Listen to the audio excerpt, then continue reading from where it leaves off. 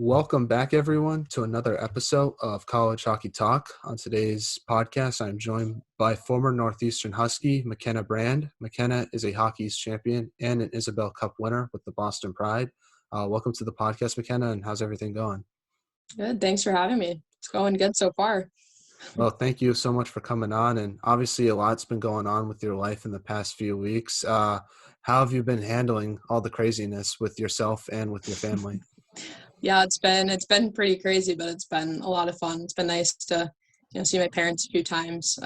They came out for my brother's games in Albany, and then got to see them again in Pittsburgh. So yeah, I mean it's been a really fun past couple of weeks. So.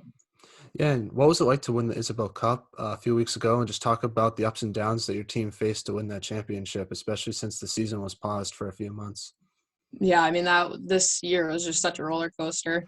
I mean, even going back to last year with it being canceled, then to be able to see it through this year, kind of with the same setup and same scenario with playing the Minnesota Whitecaps in Boston.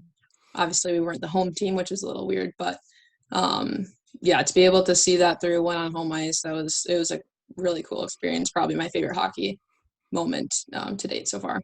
Yeah, did it make that championship win even more special, winning it at Warrior Ice Arena, where you normally play your regular season games? Yeah, it was so cool. I mean, obviously, we would have loved to have had fans there. That would have made it, even more cool. But yeah, just to win it at home. Love playing at Warrior too, so it was nice to be able to get back there and play some games too.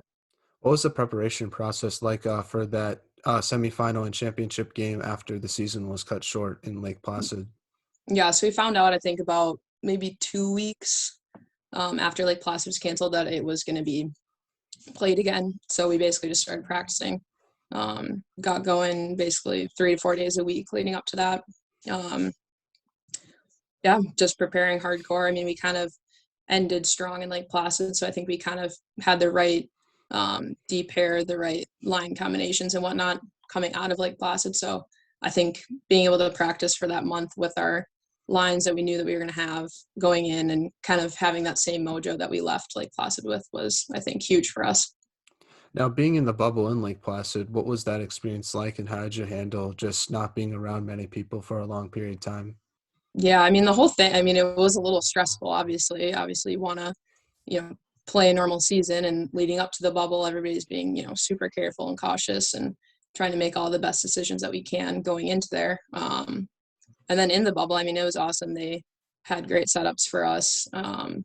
Our sponsors had a lot of sweet apparel and whatnot for us. So it was pretty cool coming in there, and our team had set up like a bunch of pictures that our family and friends had sent in and little messages and stuff. So that was all really cool.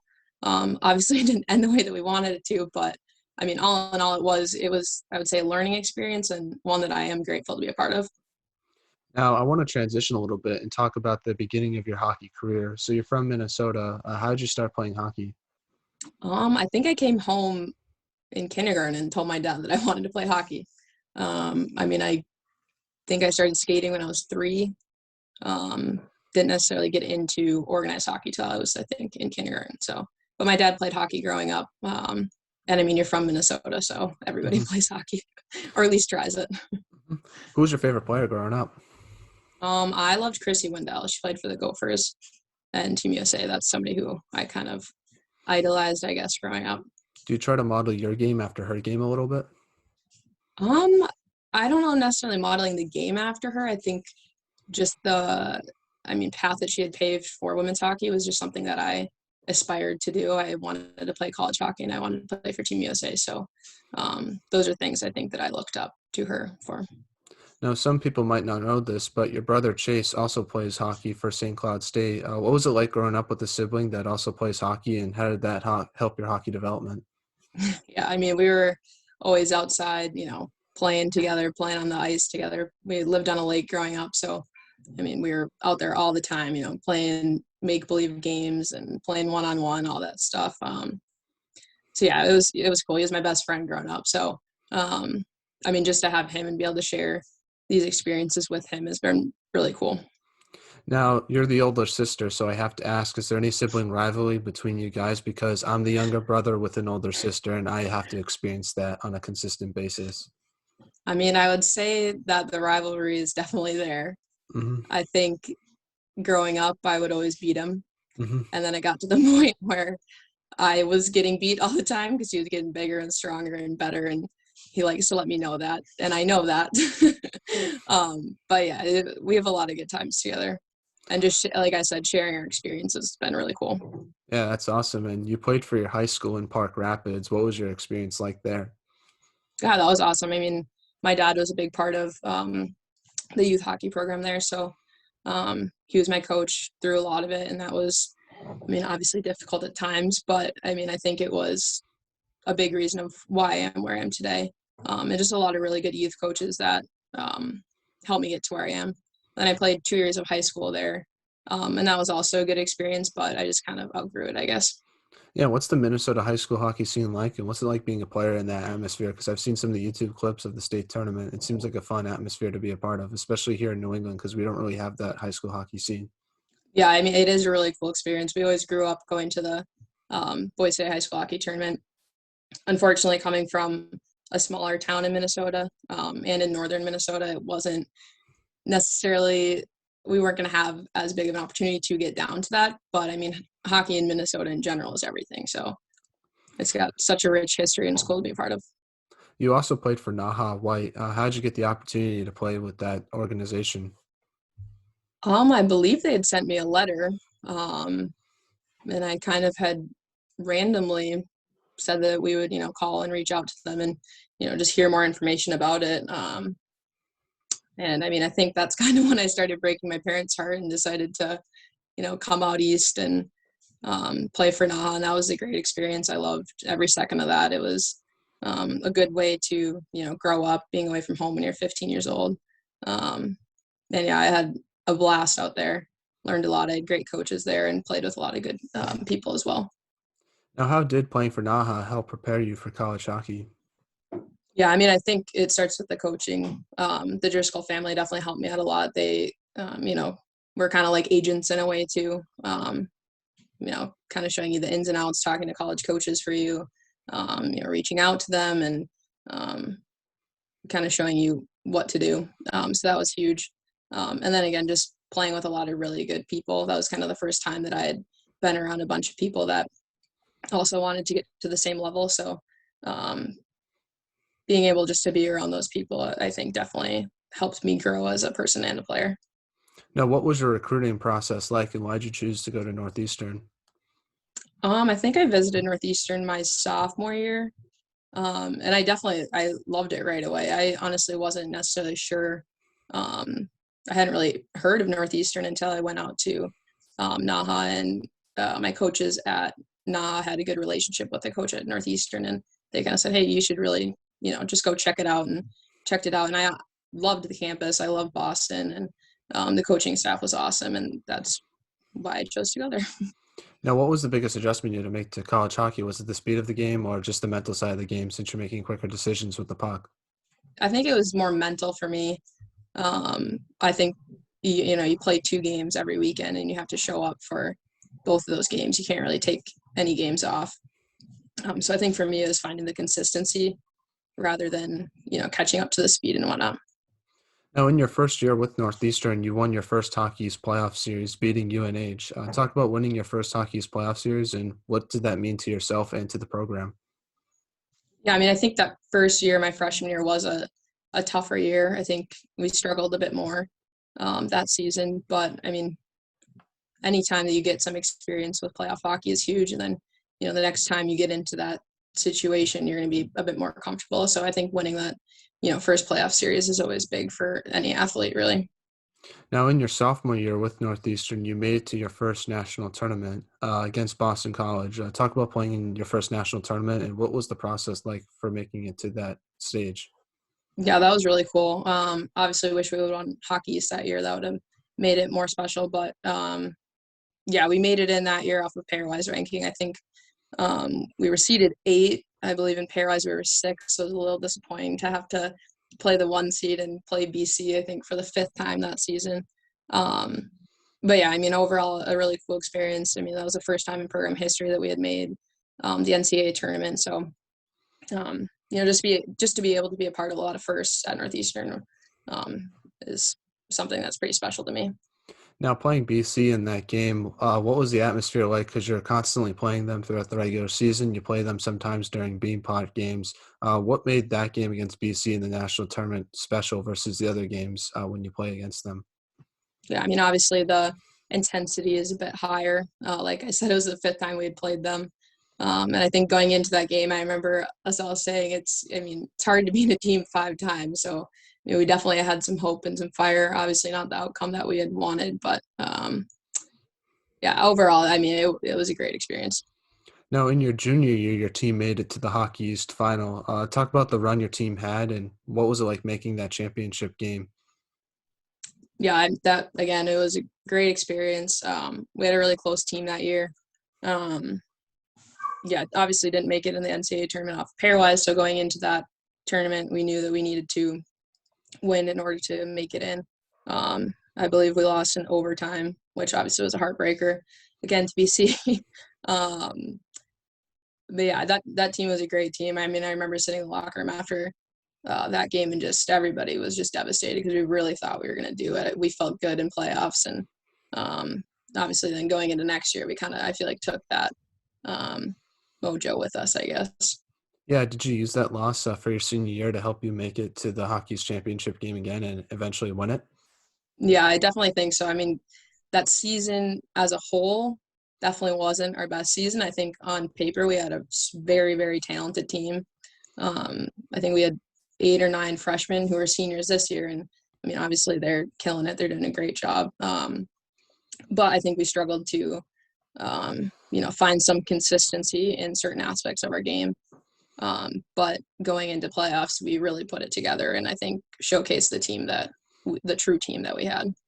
Now, coming into your senior year, what type of leadership did you want to bring? And were you more of a vocal or lead by example type of player? I feel like I've always been more of a lead by example kind of player and teammate. I think whenever I am in a captaincy or leadership standpoint, I always try to be better with being vocal. So I think I kind of combine the two of them. And obviously, like I said, we had 9 freshmen, so it was, a difficult feat for our leadership. But I think in the end, we did what we needed to do to bring the group together. Now, I want to ask you a little bit about the Beanpot. What was it like to play in those games and be a part of the atmosphere? Because being from Boston myself, it's one of the coolest atmospheres to in those February Tuesdays and Mondays. And obviously, you're not from Boston, but I guess what was it like eventually getting to realize how big it was here and just to be a part of that atmosphere as a whole? Yeah, I don't think I was ready for my first bean pot. Um, I obviously knew it was important, but not that huge. But yeah, those are always my favorite Tuesdays of the year. Those games are so fun to play in. The intensity, like I said before, is just much higher. Um, and you want to be in the best in Boston, so you're gonna give it your all for some bragging rights. Definitely, definitely. Was it weird, I guess, having that first experience and just seeing how big it was in the city? Oh yeah, and I think too. More so from the men's side, um, going to those games and seeing TD Garden absolutely packed. You're like, wow, this is pretty cool. Mhm. I like to compare it to the Minnesota high school hockey scene Yeah, because yeah, other people from other states kind of don't get the Minnesota high school hockey scene, just how big it is. And it's kind of the same thing with the Beanpot here in New England. It's just some other states might not get it, but it's just something that's ours. And I really enjoy it. I know other people yeah, around the area enjoy it too. yeah. I'm very grateful that I was able to be a part of it. Obviously, wish we could have won one, but Hmm. Now, I want to ask you also about your first Hockey East championship. You beat UConn. What emotions were you feeling after that win, especially since it was at Matthews as well? that was crazy. That was a wild game. I think it was 2-1 after the first, and it ended up being 2-1. So I think the last 10 minutes of that game were some nerve wracking minutes. But like I said, to be like those girls were my best friends. So now to be able to share that, for the rest of our lives together is something that is, really special to me. It's special to the program, special to, all my teammates. So, yeah. Yeah, and talk about that UConn team that you played because obviously they were kind of the underdogs in that tournament. They upset BC. What was your expectations heading into that game against them? Yeah, they're always tough to play. I remember um, being in the locker room and all the girls are coming in and saying that UConn's beating BC right now, and like we really have a chance. I'm like, okay, one, we got to win this game against Maine because Maine's a very good team, and two, UConn's a very good team too, so we can't be looking past any of these games. But yeah, I mean, preparing for that game is like preparing for any game if you're playing the number 1 seed or the number 8 seed, I think. So yeah, trying to rein everybody in was a little difficult, but we ended up doing the job. Mm-hmm. Now, you played your final collegiate game against Colgate. What emotions were you feeling after that loss, and how did it compare to your first national tournament appearance against Boston College? I think that one was a little bit more heartbreaking, obviously, because I was a senior. But I think that game we really had, like, I felt like we had a better shot of beating Colgate than beating BC my sophomore year. So, and that was a bit of a closer game as well. So obviously super devastated after that game. My parents were there, and obviously being able to see them after that game was really nice. I mean, just be able to give them a big hug and whatnot was comforting, but it was, yeah, not one of my favorite hockey moments. Definitely. And obviously, Northeastern now is one of the best women's college hockey programs in the country. They made it all the way to the national championship game this past year. How does it feel to help build that program to where it is today? And what's your just thoughts on how your freshman class, when you were a senior, has developed into what they are now as seniors? Yeah, I mean, those girls have, I mean, I can't believe how, I mean, they're incredible. And I think that Coach Flint and the rest of the staff has just done a great job of recruiting good people, hard workers, and people that are going to buy into the culture that has been established there now. Yeah, so I think that if they keep doing, what they're doing right now and continue on the path that they're on, I mean, Northeastern's going to be pretty unstoppable for the years to come. Now, what was your reaction to that national championship game? Obviously, it was a tough loss in overtime. I guess what were your overall thoughts on that game? I mean, it was a great game. I figured it could go either way. Wisconsin's a really good team too, and they obviously have a lot of experience. I think it was a good experience for those girls. Obviously, I mean, heartbreaking to lose it in overtime, and kind of the way that they lost too was a little sad. But yeah, I mean, I think that Northeastern's going to be right back there. I think that in the next couple of years, we're going to see a national championship at Northeastern. When you look back at your time at Northeastern, what do you overall take away from your experience there? I mean, I think I just grew a lot and learned a lot as a player and set myself up to grow more post college as well. Yeah, I played with a lot of great people. I have a lot of great friends from there, and just the coaching staff there. I have so much respect for them, and they gave me the opportunity to play a lot at Northeastern and gain the experience that I need to be successful on and off the ice, post college. So very grateful. I love my time there. I wouldn't trade it for the world. So. Now, you had the opportunity to play with one of the best female hockey players in the world in Kendall Coyne. What was it like to be your teammate, and just what was she like as a person on and off the ice as well? Yeah, I mean, she's great. I mean, she, works so hard on and off the ice. I think just being able to, I mean, watch her approach the game and, approach her schoolwork as well was something that was important for me, especially when I was playing with her when I was a freshman and sophomore. So, I mean, those are big years in your development, I think. So definitely took a lot from my time with her. Now, was it cool seeing her win the Patty Kazmaier Award? Oh, yeah. Yeah, that was awesome. I think our senior class drove over, I think it was in UNH that year, and they went to the ceremony. And I mean, obviously it's huge for, well, I think she was the second one to win it at Northeastern, but to have somebody recently win it is pretty cool. And I think, again, with Erin, I think I cried when Erin won it. She's just such a good kid. Mm-hmm. So happy for her and the program and all the accolades that they have now. Yeah, and you also got to play with Haley Skamara, who was a very underrated player at Northeastern when you were there. What was she like as a teammate? Great. I mean, I played with her on a line, I think, for my junior year, her senior year. Yeah, she's a great, hardworking player. Bit of a grinder, but can put the puck in the back of the net. So definitely grateful to have been able to play with her and learn from her as well. Now, we're now in the non-hockey segment of the podcast where I ask you some non-hockey questions. My first question to you is, what's your favorite class you've ever taken at Northeastern? Favorite class? Oh, boy. Took a lot of, obviously, psych classes. I'm a psych major. I would say maybe personality psychology. Nice. Where do you learn in that type of psychology? I guess just how different types of personalities operate. I thought it was Hmm. kind of interesting. Feel like a lot of my friends are wanting me to like diagnose them and Hmm. all that stuff. So it's always kind of funny. What type of personality were you? Did you get to learn that? I'm definitely more of an introvert. Hmm. I'm kind of similar, I guess. I feel like I'm a mix of both, but Yeah. I don't know. I can't really evaluate myself because I'm a bit judgmental on my personality, I guess. Now, what type of music do you like to listen to? Country for sure.